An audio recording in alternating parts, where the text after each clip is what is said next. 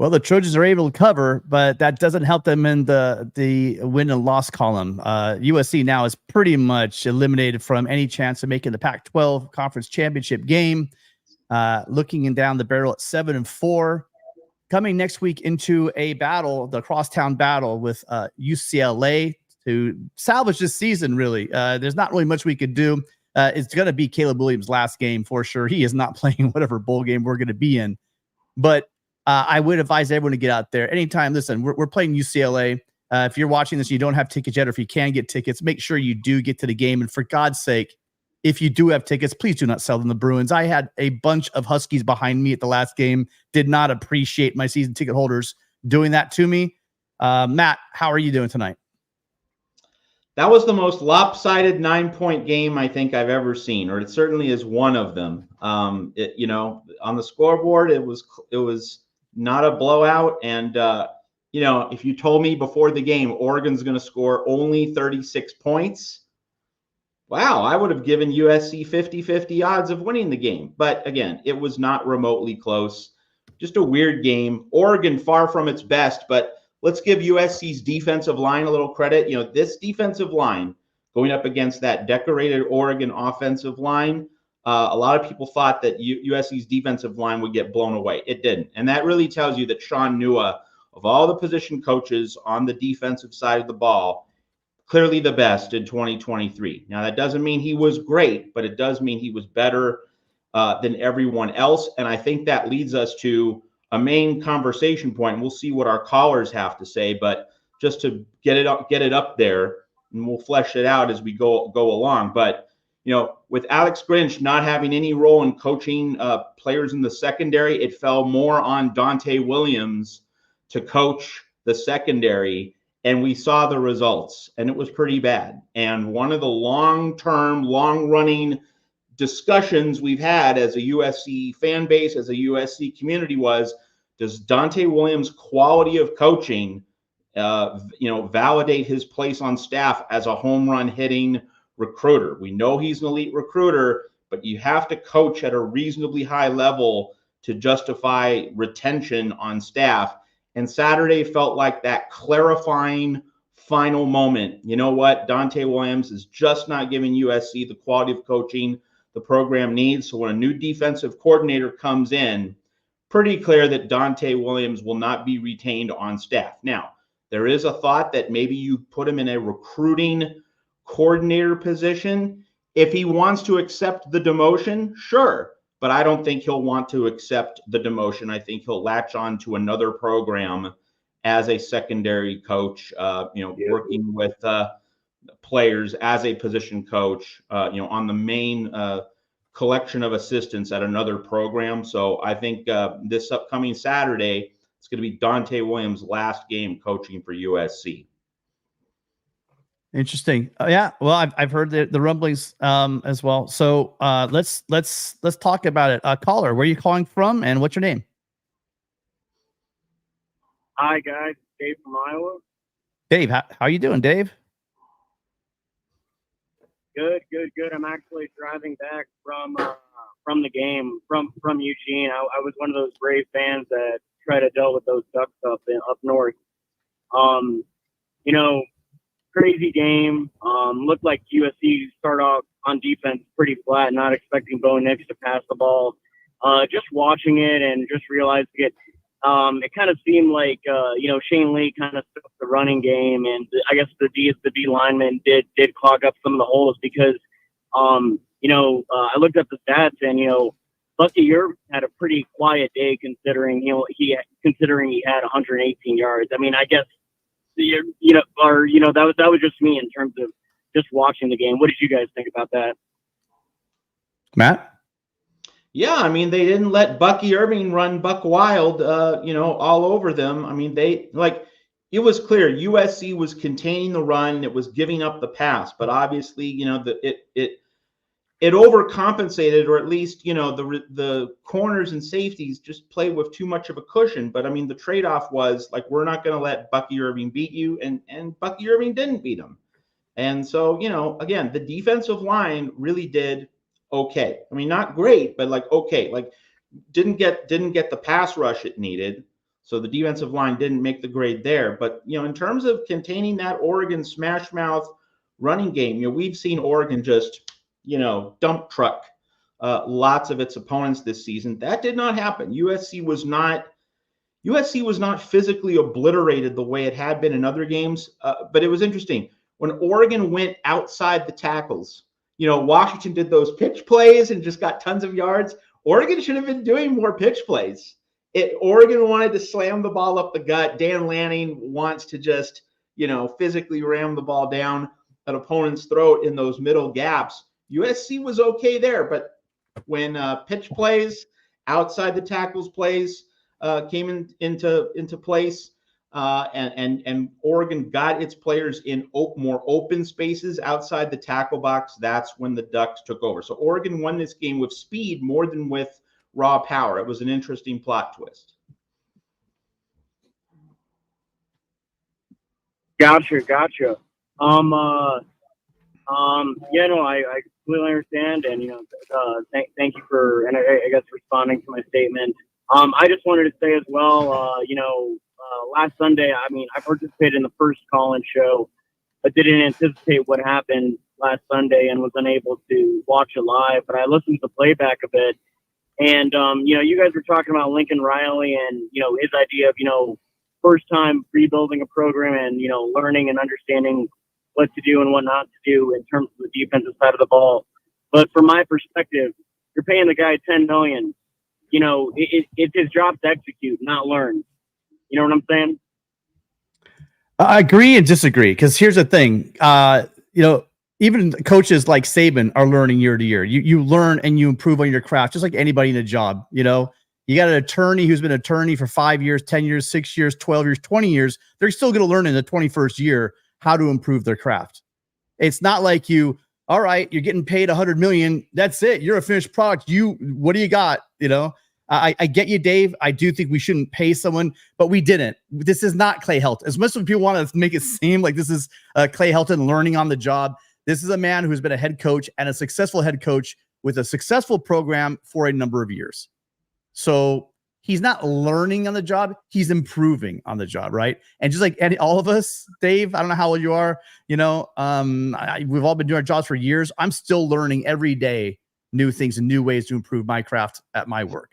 So I think that coaches are the same way. This is a really interesting discussion. And I would say that, at age 40, let's put it this way, Dave. There are things a 40-year-old head coach needs to learn that a 60-year-old head coach, who's good, has generally, absorbed. And, so Lincoln Riley rose to stardom in this business in his mid-30s. His best season was 2017. He wasn't even 35 years old at the time.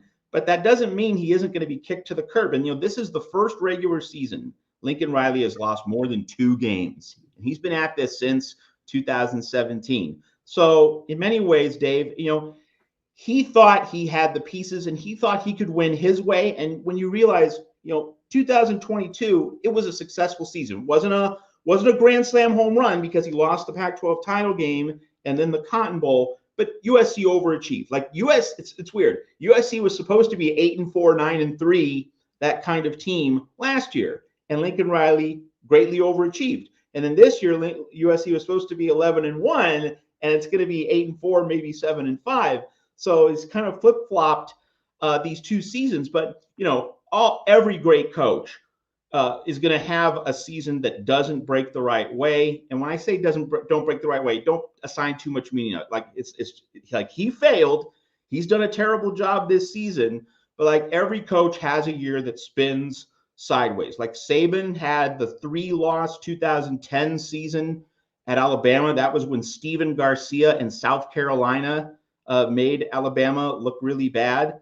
And he's had a few other occasional rough rides, but with the great ones, when they have one of those seasons that goes wrong, they get right back on the beam. They learn from it. They adjust. And so that's what we have here with Lincoln Riley at USC. Now, if we get into having 2-3 straight bad seasons, well, that of course completely changes the conversation. But this is why that defensive coordinator hire, and also firing Benny Wiley, we need to do that. Could mean so much for USC getting this program back on the right track in 2024 in the Big Ten. Yeah, great call as always, Dave. Really appreciate you calling in. Drive safely back from Eugene, and make sure that you scrub all that Eugene off you by the time before you get back here to Southern California. All right. Oh yeah, sorry, you go the wrong way. You're probably on I-80. You're probably going to I-80 to Iowa. My bad. You're not coming down here. Yeah. Thanks, guys. Really appreciate it. Fight on, Dave. Thank you. Great points, Dave. Great points, Matt. Yeah, there's definitely gonna be a shakeup, and we're gonna see it. And I'm sure sooner or later we're gonna start getting some pieces and some answers to our questions. Next up, caller, what's your name and where are you calling from? This is Alan from Hawaii again. Alan, the other day. Yeah, it's nice to hear from you again. How you doing, Alan? Yeah. How'd the game treat you?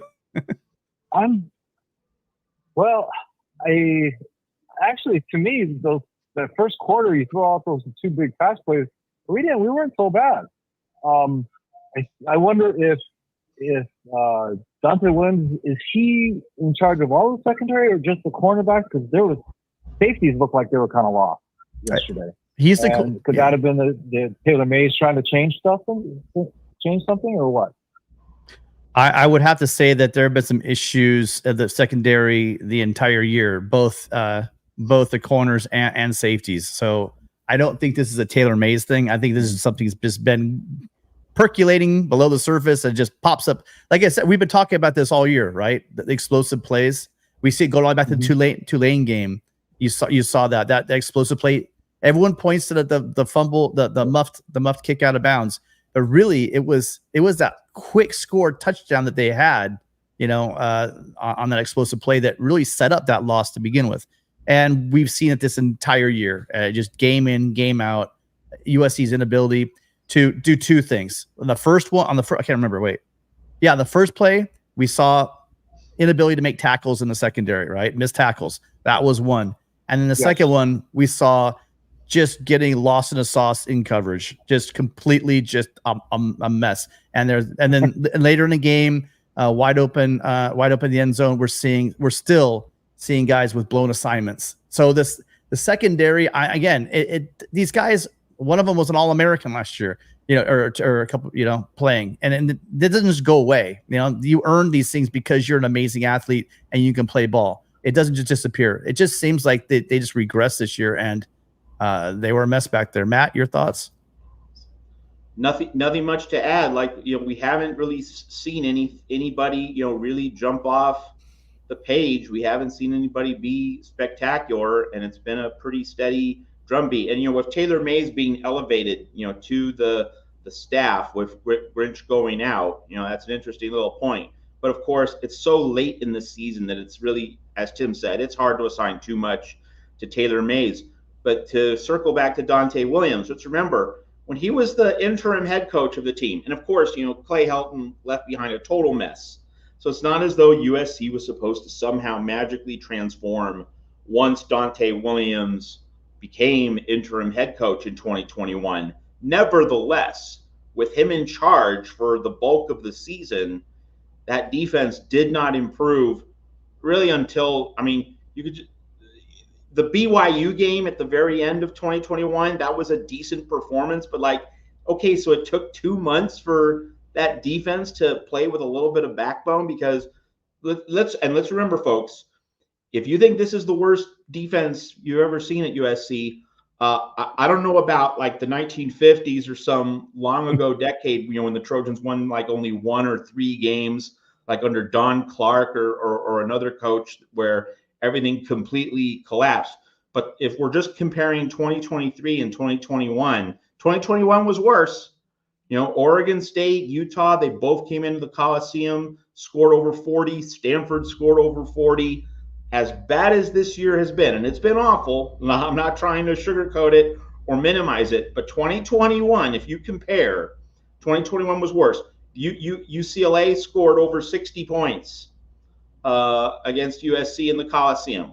That's worse than what we've seen this year. So that was setting the bar really low, and that was under Dante Williams. So when we just USC fans love Dante Williams as a recruiter, and of course, players love him. Like they have great relationships with him. He's a great people person, and that's why he closes the sale on so many recruits. But in terms of actually coaching them up on game day, that track record is pretty bad, and Saturday was just the latest chapter. Okay, I always like to push back, Matt. I don't think we can compare a season where you have an interim coach with a head coach that's never been a coach before. The wheels really fell off the wagon on that. And after what was Stanford? Game 2? 2 games. Right? So this was a full this defense had the defensive coordinator through 10 games, and has been statistically one of the worst statistically in the country, at the very bottom in pretty much every category that is meaningful. I see your point, but I'm saying there were mitigating. I can give that 21 defensive pass because it was pretty much a rudderless ship. This thing we're seeing this year, this is year 2, not even year 1, year 2 of a defensive coordinator's watch, and it just did not work. And so for that reason, that's why I'm saying this is the worst defense I've ever seen. I think I wasn't trying to blame, but I wasn't trying to blame Taylor Mays. I just think that they were trying to do too many things, that they were so thoroughly confused, and then any kind of tweaks would have just made it even worse. I would have thought. Just let them play the way that they can, and let them run around rather than trying to think, and they probably would have been better off. I also wanted to make the point that I'm pretty bummed that Lincoln Riley, you say he has a learning curve, he's young, but I would hope that he would have some humility to be able to self-evaluate and look at things that can and should be done. It was great that they started running the ball, but what happened in the fourth quarter with them taking their time, continuing to take their time when they were down, 2 scores? Why wasn't there some sense of urgency to the play calling to save some time to at least give us a chance? I mean, when they got that the ball for the last time, I knew the game was over because they were just taking way too much time. There's no way they were going to come back from that. What do you guys think? Matt? Yeah, they could have certainly moved more quickly. I think part of it is that, Justin Dedich got shaken up a little bit, and one wonders how much that affected the overall continuity on the offensive line. I mean, it wasn't a significant injury or anything, but it might have briefly altered the calculus in terms of how much they're trying to push that offensive line. But, it hasn't really come together for the offense nearly as consistently as Lincoln Riley and his staff hoped it would. So it's really part of a larger product of, just not everything fitting the way USC hoped it would. I'm not trying to blunt your criticism because it's well made and well taken, but like USC hasn't clicked with the consistency that we saw last season, and this is just an outgrowth of that. Lincoln Riley not being in a groove, not having that instinctive, natural feel to the same degree that he did last season. Now we've still seen some moments of brilliance, some really well scripted plays, but they're a little bit more hit and miss, a little more here and there, and not always part of the reality of USC's offense this season. Yeah, I mean, some very valid points, Alan. There's gonna be a lot of soul searching going on. We know that. Yeah, I'm already seeing some names in there. I'm not gonna name the person, Adam. We don't want Jimbo. Okay, let's just let things go the way they are. Alan, thank you so much for calling. Appreciate you calling back-to-back weeks. Hope to hear from you soon again. All right, take care. Yeah, we're gonna see some names pop out, you guys. Let's stay on the top of stuff. Adam, I know you're not a Lincoln Riley fan, but we're not calling for heads yet. Okay, at least not just quite yet. Next caller. Good evening. You're on with Matt and Tim. What's your name? Where are you calling from? Hey, Matt and Tim. This is John calling from Detroit again. John. I called last week, man. Really love your show, man. Doing a great job. Last night was probably the first time in weeks that I actually watched that it wasn't a stressful night. I mean, it's Yeah. like, because I wasn't expecting nothing last night. That's right. Because I know when I had called last week, I felt that we was going to get blown out, and I felt because of the recruiting, and I know that Oregon has been able to come down to LA, California area, and been able to get a lot of players. One thing I will say, I've been a fan. I started following USC way back in 1969. I had moved here. I moved to Detroit area. Parents moved here from Baltimore, Maryland. And every year in the Rose Bowl was always Ohio State or Michigan and USC. And, you know, Ohio State and Michigan was 3 yards in a cloud of dust, but at least USC would throw the ball 20 times a game. And I was like, you know what? I'm a root for that team. They throw the ball the least. They throw the ball more. They had the running back deep in the backfield. And then I'm like, hey, and even the cheerleaders are prettier. So I'm going, because people always ask me, man, how you live in Michigan and become a USC fan? So, but the one thing that I do know, and it was this way with McKay, it was definitely a certain way with Pete Carroll. You have to wrap up those kids in California. If you're not getting those kids in California, man, you can forget it. Now, I understand that the landscape of recruiting has changed, and they say, well, you're not producing the linemen. You know, maybe some of the linebackers that they get in, you know, in the Midwest or down south especially. But man, the few that's there, they've got to stop escaping to Eugene and even, you know, when I see it, even I see a tight end man is playing at Georgia. I mean, from the Bay Area, this stuff, it just kills me. Even when I see a kid from Vegas and he's playing in the Southeast, that just kills me. And I don't know what it's going to take. I know the NIL money has to change, but we're going to have to do something. Because I'm going to tell you, fellas, if we do not get those kids from California, especially the linemen, you can always get quarterbacks and wide receivers and DBs. That's not a problem. But if you're losing those kids, man, and Lincoln says this is the worst we're ever going to get. If he doesn't get those kids, if he doesn't wrap up that state, the state of California, we're going to be in some trouble. We can sit here. We can't fool ourselves with this. We just can't. You know, it's hard for me to sit down and watch Bosco and watch Marta Day because, you know, I do watch high school football a lot, you know, especially from California and Texas, because I know, especially if I know kids are going to SC or going out west, you know, because I want to see these kids play. But, man, it's like, if they don't do that, we're not going to be successful, man. So I don't know what kind of plans Lincoln Riley has, but he better pull a rabbit out of his hat. He better do something. And I'm not on board with just firing him. The man makes a lot of money. But every coach has to do some changing. I mean, it happened here in Michigan, even with Jim Harbaugh. It's like, man, you got to quit calling plays. You got to be more of a CEO.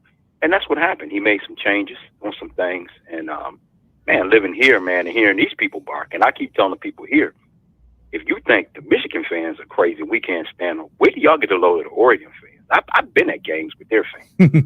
They're so entitled to everything. I can't take them. It can be rough, trust me. But I can't take them. Yeah, you know what, John, you bring up a lot of good points, and so I know that Pete Carroll, when he first got here to campus, he met with John McKay and talked to him, and my dad has told me the John McKay thing is you start in the trenches, you start with the big guys, and you lock down Southern California. And back then, you know, different demographics, right? But even now, we have guys. I go to all the. I'm a Bosco alum, so I go to all the Bosco games, and I watch the modern day games on TV. And I know the talent we have here at Centennial, the Long Beach schools, just in Southern California in general. Mm-hmm. We have amazing athletes. And then what Pete Carroll would do is he would go out across the country and he would go out and look for first round draft picks. That's what he would do. He would evaluate guys and said, I'm going to go out and get a Brian Cushing out of Bergen Catholic in New Jersey. You know, that's the guy I want. I'm going to go get a Mike Williams, right? You know, from Florida. This is what you evaluate. You set up home base. Now it's a different game now with NIL, and that we hear that they're not paying freshmen. Well, there is a school up north that are paying freshmen, and I brought up last night. Having Josh Connerly on this line changes a lot of problems. A lot of problems. My gosh. If we we're talking just one line, we shift everybody over, and it probably solves a lot of issues on our line. And that's just one. we've lost a couple up north, linemen up north to them that we should be down here in Southern California. And it's continuing this year, right? Like you're just talking about. So what has to be done is, hey, listen, all those donors out there, these collectives and stuff, we need a couple Uncle Phils. Maybe we don't have that Nike money, but there's some people down here that can start doing that stuff, because I know that everyone's resting. Oh, well, it's the spirit of the NIL. Well, guess what? You can sit there and be the Boy Scout and be perfect and let everyone run all over you like's happening, right? You could have the Texas A&Ms and the Oregons of the world just flex out all that money, and just Josh Connerly is the biggest story there is. He's all USC. 11th hour, he goes up there, presses the flesh with Uncle Phil, probably sees a couple of zeros in his bank account, and whammo, he's a duck. Wow. That's really probably what went down. So they need to wake up, get the guys, keep them home, and then go get first rounders, just like Pete Carroll, just like John McKay, like you said. Yeah, and I'm going to tell you this, too. This is funny, too. This is something I got a problem with, too. The Big Ten, they come out, they do the same thing that the Pac-12 does. They announce their schedule for next year. 9 conference games. Listen, man, I'm tired of the tradition. I want to win. Why you think you're getting ahead of the curve? Hey, we're playing 9 home games. This team's going to be playing that teams. There's a guy down south that's smoking a cigar that's saying, you idiots out west and up north, we're going to play 8. He ain't came out and announced it yet, but I guarantee you, they're going to play 8 conference games. He's going to say, you fools can put 4 teams in the playoffs. We're going to put 6 in every year. Yeah. It drives me crazy, man. And you know what drives people crazy? So listen.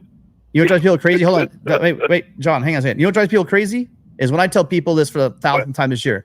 It is a game of attrition. It's a violent sport. That one game where you're resting, just one game, just a half of football. One game. Or even 3 quarters. When you have it, they're little, the SEC has that thing game forever. Then in the middle of their conference schedule, towards the end of the season, they throw in their cupcake in there to get everybody healthy for the big games. And that one game alone in record, so it gives everyone in your conference gets one more loss. Well, everyone in their conference gets a cupcake, gets an extra win. Plus, you get to rest up. It's like a second bye during the season, right when everyone's banged up. They know what they're doing, and they're not cheating. They're not gaming the system. Nope. It's just the rest of the conferences are too damn stupid to go, I wonder why they're doing that still. Yeah. Hey, let's just keep playing 9. We've always done 9. Let's just do 9. And I think a lot of it has to be money. I think part of it is money, contracts, because let's face it, that's what this sport's all about. But yeah, they got to wake up, because guess what? I've heard talk go to 10. Now we have these 16-team conferences. I've heard even expanding to 10 conference games. Good. The good news is there's 12 spots now available in the playoff. So that's one more thing to remember. But hey, listen. As I say, good show. Hey, man, I appreciate the third, because, man, I need it. I'm vested into this team, man. I love this team. I love LA. Me and my wife like coming out. And I love coming to the games. I even came out and might go to a USC game, and then maybe the nightcap, I might run over to UCLA and see a game. I've done that. So, I mean, I just love coming out. Coming to the game. UCLA game. Yeah. Well, that was in the books before we finished. Yeah, yeah. Oh, yeah. I mean, I get out there late to the games, but I mean, I just love coming out there and coming to the games. I retired from Ford Motor Company about 16 years ago, so yeah, I just love coming to the games and stuff. But very, very disappointing year. Broke my heart. If we just could have played a little bit of defense with our offense just this year. Yeah. I would take just being in the 60s for defense. If we could have played a little bit of defense. Fellas, we can't score 42 points and lose games. Hey, I was saying we needed to be in the top 50 and we'd be in the whatever, etc. If we had a top 80, now that I'm starting to think about it, we'd probably win 1 or 2 more games this year. So let's hope for higher, though, John. Thank you so much for calling in. Appreciate it. Got calls stacking up, but please call again. Awesome calls always. All right, Will. Take care. Right on. Yeah, I mean, seriously, maybe I was getting greedy, saying I want a top 40, top 30, then we'll be in the playoffs. Maybe I should have stuck with top 70, and then we can get at least get 8, 9 wins, right? Good evening, caller. You're on with Matt and Tim. What's your name? Where are you calling from? Hey, boys. Russ from San Diego calling in again. Russ, thank you for calling. How you doing? I'm doing all right, man. I'm just, the first thing that struck me is just how that game was so weird. And, I was thinking about it, and all of the other games that we had on the schedule, I thought a track meet would favor USC. Oregon is the one team where I thought less possessions overall might favor us. And other than the first 2 drives where they scored, 2 touchdowns in 4 plays, I thought Oregon made a mistake by kind of methodically working down the field and working the clock at times. So it's a bummer that, this could have been a redemption game for us. It was kind of playing into our hands, Pac-12 after dark, all that sort of jazz going on. And, we were right there. We got that one score on the end of the second half, and it was kind of shaping up where it's like maybe we could steal this game. And it's a shame as far as the secondary goes. I think Dante needs to be gone. But we need to remember last night it was a mess in the secondary, not just the play on the field, but Mekhi Lemon actually was a defensive back for a few plays last night. Yeah, played well. A wide receiver playing back there at one point. So that was just a disaster, obviously, as we saw what happened. I mean, I don't know how many times have we seen Domani Jackson looking around during the middle of a play and then going and consulting somebody about what happened. So, it's a shame because I think if we maybe just, if we had Gentry healthy and maybe just another player or 2 healthy on the secondary, who knows what could have happened. And then, it was the normal thing where, they fumbled 2 no contact fumbles twice.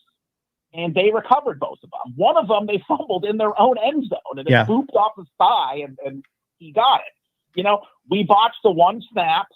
Of course, they jump on it. Of course, they go down the field and score. And, that was just, it's a shame because we were right there. It doesn't mean anything for the long haul, but it would have been nice to steal it. Would have been nice to, be able to talk a little trash to Oregon last night. But, that was, echoing your guys' point, that was a weird game. But, what I'd really like to talk about right now is, I think that I think we are all so punch drunk from how this program has been ran ever since Carroll left. We have to, we can go back to, I don't know if you guys might have talked about it last night, but remember when the sanctions hit, Lane Kiffin made the call where we weren't going to practice live tackling that much because we were afraid of people getting hurt. So, we've never recovered from these type of decisions. We've never recovered from, hiring just, nepotistic hire at AD after nepotistic hire at AD. And we've got a school president who is willing to spend the money.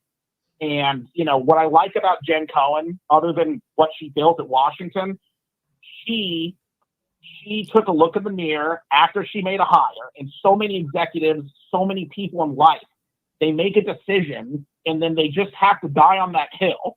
That's all they want to do is die on that hill because heaven forbid they have to admit they made a mistake. And it's even more magnified when, you're a very public figure like the athletic director of a major school. Jen Cohen realized she made a mistake and she got that guy the fuck out of there and got someone in there who could do his job. So I have complete confidence. Listen, it's dark right now. This is a brutal time for SC fans, but we've got the right AD who has demonstrated that she is going to do what it takes to get the right person in there.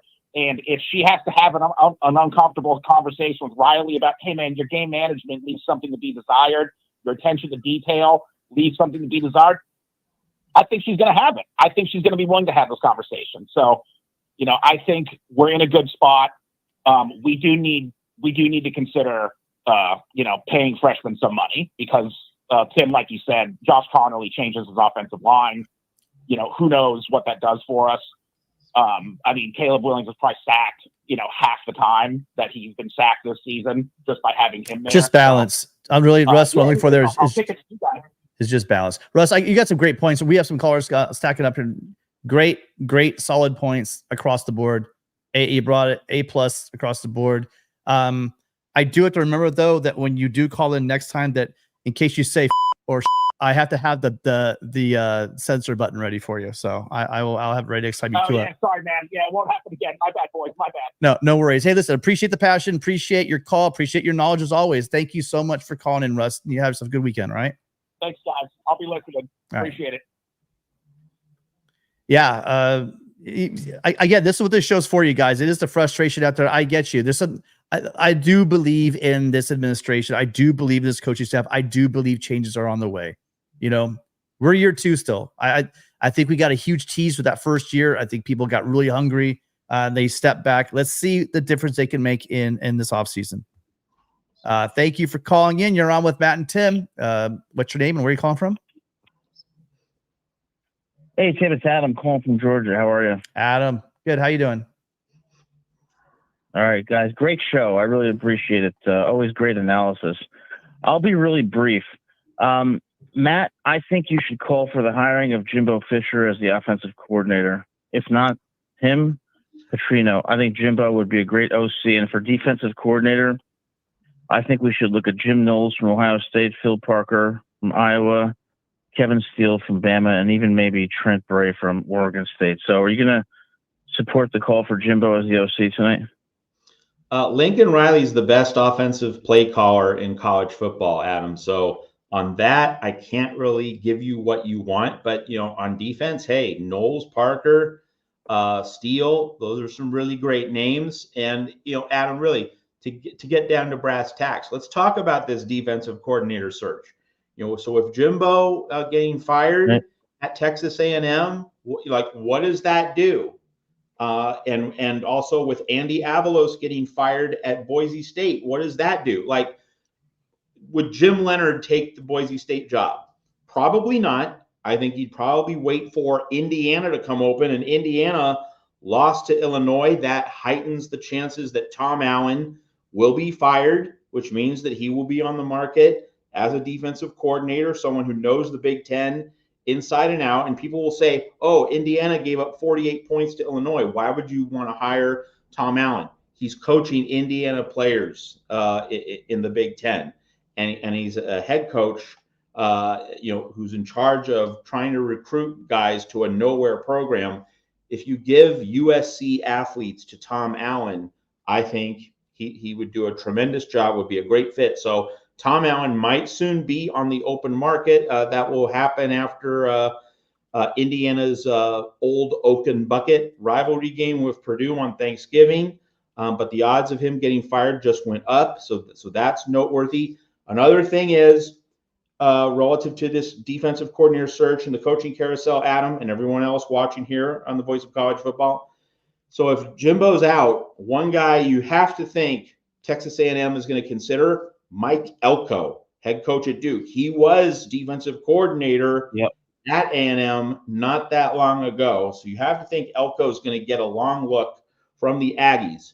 Why do I mention that? Elko's defensive coordinator at Duke, Tyler Santucci, done a really good job. Duke almost upset North Carolina and Drake May on the road Saturday night. And, before the Riley Leonard injury, Duke was, really in good shape to make the ACC championship game, played Florida State tough on the road. That's a good team. Tyler Santucci is a really good defensive coach. So if Elko goes to A&M, does Tyler Santucci follow Elko? Does he want the Duke permanent head coaching job? Or does he want to go to USC if the Trojans make him an offer? So that's just like one of the dozens and dozens of fresh plot points that we have to consider, part of the coaching carousel, which is now spinning really wildly. And folks, by the way, we're also worth noting, with Alex Grinch being fired last week before the end of the season, we're seeing today with Jimbo getting canned, Andy Avalos getting fired at Boise State, and also Mike Yurcich, Penn State's offensive coordinator, got fired today. We are seeing, this is the new world in the business. We're seeing the schools fire coaches before the end of the regular season. Why? Because that transfer portal window begins on December 4th. You need to get the word out. You need to make it clear as soon as possible to your recruits and to potential transfer portal prospects that you want to get in. You need to do it as soon as I possible. think we Hey, lost the reception. we're making changes. You want to consider us. We're serious about getting better. It's the new world in this business, and we can expect more firings in the next week before that final Thanksgiving weekend game. So much Guys, I more think to we lost consider the in reception because I can't hear. We can hear you, Adam. I'll get off the phone, but before I hang up, I'll just ask, since I don't have any reception. Wait, can you guys hear me? We can hear you. Can you hear us? Okay, the reception is like really scrambled. I don't know why, but so I'll get off the phone, but I just wanted to leave you with this. Why do you think that Lincoln Riley is the best offensive coordinator, and why don't you think he would benefit from, a combination of like him and Jimbo? Thanks, guys. Great show. And I'll call in soon. Just I can't hear anybody. Take care. Yeah. All right. Thanks, Adam. Hey, really quickly. Well, one of the big problems and people have been screaming about is in the offseason is to get the play calling out of Jimbo Fisher's hands going back because the offense wasn't working. Jimbo's offense was overly complicated and people were having issues with it. But yeah, I mean, Matt, I'm with you. The proof is in the pudding. If you want to say why, just look at the numbers and look at how his offense have done. Here, the simple answer: why is he the best play caller in college football? He's coached 3 Heisman Trophy winners plus a Heisman runner-up before age 40. That's your answer. Done. Yeah, I agree. And by the way, cool. I saw your comment. Adam's a alum of Bergen Catholic in New Jersey. Really cool. Dropped that Brian Cushing quote and he got all excited. Good stuff. Caller, hi. What's your name and where are you calling from? My name is Mike, and I'm from Oklahoma. Mike, how you doing? Pretty good. Hey, I'm not here to trash it, USC or Lincoln Riley. I actually like Lincoln. I think he is a really good offensive play caller. The only problem I see with Lincoln is you have to look at his coaching tree. And God love, Mike Leach, God bless his soul. Mike was not a big believer in defense. He actually believed his offense could outscore anybody as long as his defense got him one stop. And Lincoln comes from that tree. And watching him from the time he took over at OU until he's now with y'all, he follows that pattern, if you look at it. And I think Grinch, when he was at Oklahoma, the best he ever did was a top 30, top 35 defense, and then it fell off after that. So I hope your AD has some sway with Lincoln to get him to get a really good defensive coordinator, because if not, you're going to get stuck with someone like Grinch again. What do y'all think? Well, I'll say this. Our sample size of Lincoln Riley hiring defensive coordinators is not very large. Matter of fact, it's one, right? He came in, he inherited Mike Stoops for a couple of years, and we saw how that went. He brought in Grinch. Oh, yeah. Had some improvement, but clearly, obviously, not enough. Thought things might change here at USC. Clearly did not happen as well. Hey, you bring up a valid point. His track record. Now, granted, we got to say he's 40. He's been coaching for X amount of years. He's had one defensive coordinator that didn't pan out. I think that it's pretty clear that Jen Cohn knows how to hire. She's going to roll her sleeves up. She's going to get involved. She's definitely going to have a say in this. I mean, I defer to Matt. Matt feels that she's going to have a strong part in this hiring. I think eventually, though, at the end of the day, it's going to be Lincoln's hire. But how that works out is going to be different. But I will say this to you, Mike, regardless of what tree he's from, right? Have you ever met a head coach that does that? I'm being dead serious. I know things get traction over time. It becomes a story, then almost like the proverbial snowball effect, right? Do you really believe that Lincoln Riley, have you ever met a head coach ever even at Pop Warner level that doesn't care? Well, maybe Pop Warner level. Okay, but get the high school or higher that doesn't care about defense? Well, it isn't that he don't care, I don't believe. It's just that he was trained and taught by Leach, and Leach truly believed his offense was so prolific that he could outscore anybody at any time. So he really didn't depend on his defense. And if you look at Lincoln, when he was at Oklahoma, his offense was so prolific, it could score on anybody. He didn't need that much defense. He just needed one stop. And that one stop would give him the edge. And that's his trait. Now, hopefully he changes, because I'd like to see USC back up in the winning brackets, because it makes college football better. But I think with Lincoln, it's going to be a struggle to get him to get an elite defense. Oh, I mean, everything so far proofs in the pudding, right? I mean, how am I going to argue with you Well, on that's that? true. You know, how am I going to argue that you just said? The good news for SC is a young coach. And I said this last night on the show. I do believe he has a tight circle of friends. It's not like he's in some echo chamber. I really do believe these coaches, they have a circle of people that they can be accountable to. And there has to be someone, you know, in his circle saying, Lincoln, what you are amazing. Do you want to win national championships? Because it's not going to happen if you don't feel the defense. I don't buy into his ego is too big that he doesn't. There's a lot of like narratives out there, Mike. I will say that it hasn't happened so far, and it's hard to argue with you. What you said very well could be true to some extent. Matt, your thoughts on this? Oh, I think the caller is spot on. I think Lincoln Riley gets really offended and insulted when his offense doesn't play well. But, you know, I think he takes it personally when his offense doesn't play up to standard. But when the defense doesn't play up to standard, I don't think he gets hurt personally as a competitor nearly to the same extent. I think Lincoln Riley likes winning games 52-35. And I think it's important for him to win games 52-35. Whereas other coaches they just want to win, and they just want to be as good as they can be on both sides of the ball. But I think, you know, Lincoln Riley, I think the hire of Alex Grinch and retaining him at USC from Oklahoma, it reflects the belief that Lincoln Riley wants to be the smartest guy in the room. He doesn't want anyone else to outshine him.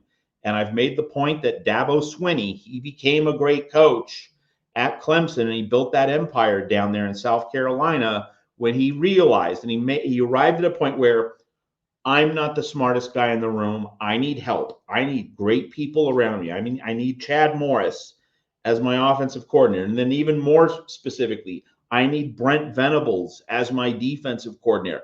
I need great people around me. If that means I'm outshined, I'm not the smartest X and O guy in the room, fine. I don't care about that. I care about winning championships. And Lincoln Riley, he's at that point where he has to admit that. Like, this is his come to Jesus moment, or at least it needs to be his come to Jesus moment. Like, he cannot hire another mediocre defensive coordinator. He needs to hire a rock star. And if that rock star outshines him in Los Angeles, fine, because winning championships is the goal, not Lincoln Riley being the smartest guy in the room. You know, the great thing is when you're calling the offensive plays, rarely will defense outshine your offense. And believe me, with the quarterbacks he's going to have, Lincoln Riley's over being outshined. And by the way, he'll be the national championship coach, so he won't be outshined. The coordinators aren't going to get all the credit. Lincoln Riley's get all the credit. So if it's all about Lincoln Riley and Lincoln, he's going to put that guy in there because there is a hump. He's hitting that ceiling, and that ceiling with all offense, you know, and no defense that he's been working on. Oklahoma, the closest he got was that double overtime loss to Georgia. You know, that right there was your proof of why you need a defense. If you had a solid defense, you win that game. With that offense that year, Oklahoma was untouchable. They really could have done something special if they had a defense that could make some stops, you know, here and there, especially in overtime. Mike, anything else for us? Yes. Well, I was going to say to Matt's point from the other night, yeah, y'all going to have to get rid of Benny, but y'all going to get Smitty. Yeah, we know we're not. We're not going to get Jerry Schmidt, but we do need to fire Benny Wiley. Absolutely. Well, Mike, yes, thank you for restoring my faith in Oklahoma. Actually, we've had a couple of really good Oklahoma calls recently, and you're just another one of them. Appreciate you guys. Best of luck to you guys the rest of the season. Thank you, sir. Y'all have better luck too. All right. One more thing. Yeah. I have to do it. Boomer. All right, man. Take care. Bye-bye. All right. Next caller. Whoops. Jumping the gun here. Next caller. You're on with Matt and Tim. What's your name? Where are you calling from? Hey, guys. It's Mike from Huntington Beach. How you guys doing? Mike from HB. Great. How you doing? Yeah, I'm doing all right. Look, I just want to say I rewatched the game last night, and because I just wanted to see if I missed some things or seeing how the defense plays, seeing what looked different, and everything like that. And it was just frustrating watching it again. Even though we were kind of getting close, it still didn't feel like we were close whatsoever. It was kind of just one of those games. But and you guys have talked about it before. Obviously, I've heard it on your show. And the biggest thing besides an elite DC is a strength and conditioning coach. Because when you rewatch it, Oregon's guys just look bigger than SC's guys, right? Especially on the offensive defensive line, and it's just a huge change that is going to be just as equally as important, especially going to the Big Ten, because that style of play is so physical. And granted, I don't think any in the Big Ten has an offense like Riley runs or that USC has. And I think USC is going to lead one of the top offenses in the Big Ten next year. But I just do want to see more physicality, more trusting the run game, right? Going for it. Marshawn Lloyd, even last night watching my second time, I was like screaming with excitement seeing that one touchdown where he just went in and just bullied someone down. And it's like, that was SC football we all love. That's what most of us grew up with. That's what I grew up with, watching the Pete Carroll era, Lendell White, Reggie Bush, just watching guys truck people down. Yeah, it's just one thing that I really want to see going forward, because, SC's heading in the right direction, right? The administration, everything's set up. Yeah. We have adults in the room now. I just want to see the assistant coaches now. Like, I feel like we got the head coach. Let's just get it down to the assistant coaches, helping these kids actually coach them up to the potential they could be, instead of just, 4 or 5 stars. And also, one last thing I also want to say as well, the donors that go to this program, it's time to put up your money, right? We got to start paying these high school recruits. We got to start bringing freshman classes and bringing these players in who want to come here. I'm tired of every time it's like between SC and Oregon. I'm like, well, I already know what's going to happen the last hour. And that shouldn't happen at a place like SC. Yeah, and what's weird? Is it a function of the recruits you get, or the your ability to coach them up? Development's always essential. But I will tell you, it's not just NIL. That's not the only reason why we're not getting the recruits that we want. The second part of it is you, more than anything else, these kids and these families want to know that their kid's going to go somewhere for 3 to 4 years and get to the NFL. And with the right coaches, that's why I think this DC hire is vital. It could change things almost immediately if we can get a guy that comes in, is going to bring a staff in here that's established, that people know, that where the recruits are going to instantly name, recognize, and say, okay, hold on a minute, let's rethink this. Do I really want to go all the way out to Alabama and I can stay home? Do I want to go to Georgia? Do I want to go to Eugene? I can stay home and get to the NFL, help the Trojans rebuild, play behind one of the most dynamic offenses, and play in the playoffs, in my hometown. I'd like to see that happen. That's just as probably, if not more, honestly, for the right player than the NIL guy who comes in, collects some NIL, and just really never goes anywhere. Matt, your thoughts? Yeah, of course. Nope, nothing much to add there. Tim pretty much said everything that needed to be said. Yeah, Mike, anything else for us? Great point. Right. Great point.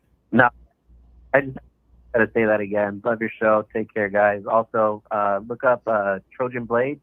Gabe, he's putting out some great videos about potential DCs and just putting out their stats there. It's awesome. So check them out. Give these guys a follow. Right on, guys. Take care. I'll talk to you guys soon. Yeah, just really quickly. So there's 3 people that I religiously check out. You just said Gabe at Trojan Blade, but you also have I'm wearing the hat, so you got USC Jay as well. He's always on top of everything right away. And then the other guy is the guy over here on your screen to my right, Matt Zemek over at Trojans Wire. I'm going to pop all the information in the description of this. You got to check out. We've got a great USC community that you guys. Great opportunity. These are great listens. You should be checking into these guys as much as possible. Great point. But do go check that out. And I guarantee you, Matt, you've got some stuff, articles up about defensive core. I was reading already. Yeah, Matt's got a bunch of stuff about possible defensive coordinators over on Trojans Wire daily, really. It just kind of seems like getting updated all the time. And then I do know Gabe has something up as well the last couple of days. So excellent call. Great job. Yeah. All right. Fight on, man. Guys, take care. Fight on. All right. Well, it looks like we're out of calls. Unless someone calls in the next. So if we're out of college, let's take note of this from Jim Choi. Zach Arnett, if he gets fired from Mississippi State, would he be a good choice? And Rocky Long coaching tree. So yeah, Zach Arnett is almost certain to be fired at Mississippi State, and he did a really good job as Mike Leach's defensive coordinator. And maybe the association with Leach makes him attractive to Lincoln Riley, and that would be a solid choice.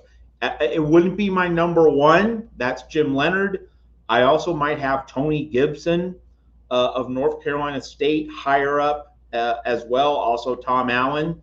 But Zach Arnett would be very good. Like you can think of a lot of names, put a lot of names in the hopper. Zach Arnett definitely in the higher end because again, he's coached in the SEC, did a really good job, and so he's not cut out to be a head coach. This year's been a disaster for him as a head coach. But what that partly means is that he would probably welcome the chance to just go back to being a defensive coordinator. Like being a head coach was overwhelming. Being a defensive coordinator will feel liberating for him. He'll be very task focused, and he would probably be in a position to do a really good job. He'd be energized. He'd be able to give his all. Like Zach Arnett would not be in a position to look for a head coaching job in 1 or 2 years. Like I could see Arnett being at USC for the next 4 or 5 years, just settling in as Lincoln Riley's wingman. There's a lot of things to like about a potential Zach Arnett defensive coordinator term. So that's a good note, Jim. And we should probably give a special shout out and thank you to Chris Kleiman and the Wildcats at Kansas State for smoking Baylor and getting me closer to getting. Hey, listen. When people, I said Aranda is like I want Aranda. Talk about what I just told you about. Getting guys in NFL, name recognition, etc. Bam, that's your rock star right there. Jim Leonard. If that job comes open, yes, he's right up there with Leonard at number one. Right. 1A, 1B. I'm right for different reasons, each of them, but both of them, we would instantly be in playoff and national championship contention overnight. And the point I made about bringing in the recruits, those are headliner names that talk about the early sign day coming up, in about a month. That would change the landscape of recruiting overnight. And the portal. Last call of the night, I believe. You're on with Tim and Matt. What's your name? Where are you calling from? Hi. Hello. Hey, hi. I'm James from Boulder, Colorado. James, thank you for calling in. I think first time caller. But anyway, we'll fight on. But I went to the game up in Eugene last night as well. And I would tell you this. I thought Oregon did not really have a good game. I thought USC actually looked, compared to the past, played pretty decent. I mean, I thought they stopped the Oregon running game pretty much, not great. But Oregon actually,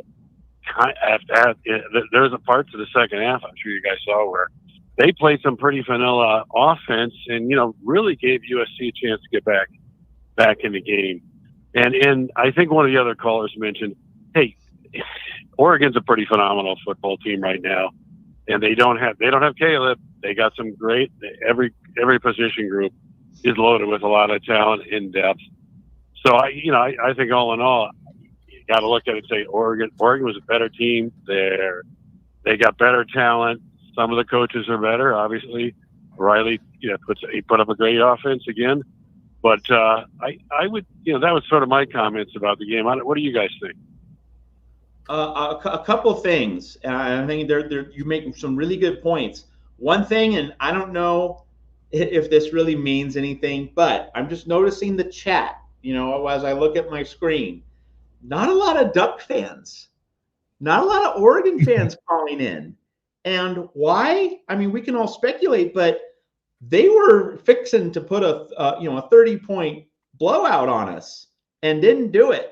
And I think that Lincoln Riley, if he hires a great defensive coordinator, he and his staff are going to be able to say, hey, Oregon at the height of its powers, or at least, in position to compete for the playoff, we were wounded and limping along and going on the road late at night.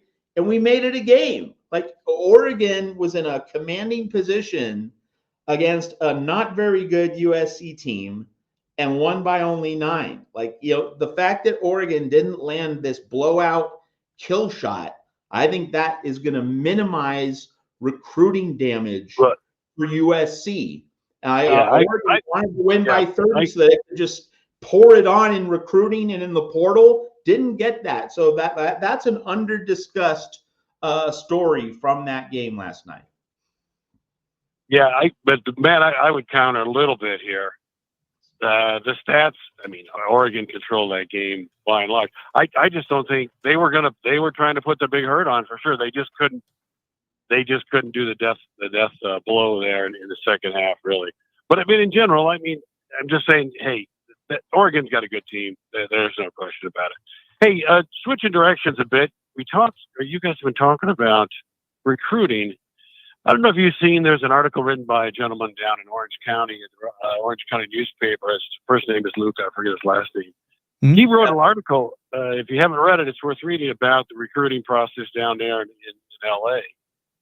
And he kind of said Lanning's just working hard, man. Him and the guys are working like crazy. They may or may not have more money. It sounds like they're up front about the money, but they're working it more aggressively than the USC coaches. I don't know if you read the article. If you did, what do you think? Well, I bet you Dan Lanning, what kind of bleeds into what Matt just said to you, and I was thinking as well. Dan Lanning had about 40 recruits' names on speed dial, kind of like Mario Cristobal did when they beat us in the conference championship game. He sat there in the tunnels. He was sitting there talking to recruits right after the game. Well, when a team that's struggling with that defensive coordinator holds you to a point where they could have been, if they kicked the field goal, USC would have gone for that onside kick with a chance to tie the game. And it's kind of hard to call them up and talk and ruffle your feathers when you can't even put away a team that's reeling right now. And as far as the article, I have not read it, but I will say that USC has been losing on the recruiting front. So all you got to do is look at the two schools, Mater Dei and St. John Bosco. And the fact that we're getting Celis Williams, great cornerback from Bosco. But other than that, we're kind of striking out this year in 2024. Matt, what are your thoughts on it? Well, that's exactly what the article said, by the way. Exactly. Oh, you don't need to read that. Well, that's it. There was a lot. And the other point I'll make, I think Lincoln Riley making a comment about, they've used it against him, I'm assuming, that, hey, I came here, a lot of these California guys, maybe they weren't good enough to play at USC, and that was not a good thing to say. Yeah, I think that. What do you think? I think I read the actual quote. I think they said the guys that were on the USC roster from California were not up to USC standard. I think sometimes words can get twisted, right? I don't think that Lincoln Riley said the guys in California aren't good enough. But I did see it kind of twisted way. But my opinion, that still was not a good thing to say. Even agreed. Yeah, it's just not a good thing to say. Yeah, no, I agree. I bet you don't have to put that in public. Completely agree. Yeah, that's again fully agree with that. Also, you guys, really quickly, if you guys could, if you haven't already, down the corner by Matt, I can't do this. Down the corner by Matt, there's a subscribe button in the very bottom corner there. If you're not already subscribed, please make sure you hit that subscribe button and hit the notification bell to one, let us know we're doing a good job, but also you'll know and you'll be notified next time we go live. Could be any day now. As soon as we hear something new, if we hear anything about defensive coordinator, if we hear anything about any staff positions that are changing between now and whenever, not that I expect that before the end of the season, but we will be going live to cover anything. And the only way you're going to know we're going live is if you are subscribed to our channel, or if, you look at the bottom there, streaming, if you check out our Twitter page. Before every show, I go ahead and I throw it up there, the link to the show. So if you want to join me on Twitter, my DMs are always open. Love to answer your questions. If you have a question you want on the show, we could answer it there, but it's best if you call in. So make sure you're subscribing to the channel, hit a notification, and subscribe and following both Matt and myself on Twitter. We'd love to interact with you there as well. Anything else for us, James? That's it. Thanks, guys. Take care. Fight on. Awesome call. you. Fight on. Thank you, James. Well, that looks like it wraps up another Trojan family therapy session. 4 losses, 4 therapy sessions. We are here for you guys. This is good therapy. James, first time caller. Thank you so much. We appreciate our longtime callers, our first time callers. We appreciate, again, a great list of calls. Dave from Iowa, Alan from Hawaii, John from Detroit, Russ from San Diego, Adam from Georgia, Mike from Oklahoma, Mike from Huntington Beach, and then followed up there at the end with James from Boulder. Another great week, Matt. Another disappointing loss, but again, another week of great calls from our listeners. What's going on with you over at Trojans Wire this week? Well, it's UCLA week, and we'll obviously go through some USC UCLA history, and obviously we'll go through the matchup between the resistible force, UCLA's offense, and the movable object, USC's defense. It's a clash of styles, not quite a Navratilova versus Everett, but it is a clash of styles. 2 very different teams. And of course, you want to join us for our Monday night show. So it's UCLA week. And also, we'll go deep into the coaching carousel with Mark Rogers here at the Voice of College Football.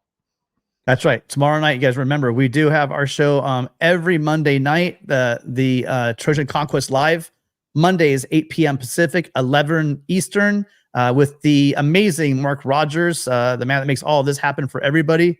Make sure you tune in for that. We'll be covering pretty in-depth the UCLA game. And with that, I think we're going to call it a night. Thank you all for being here.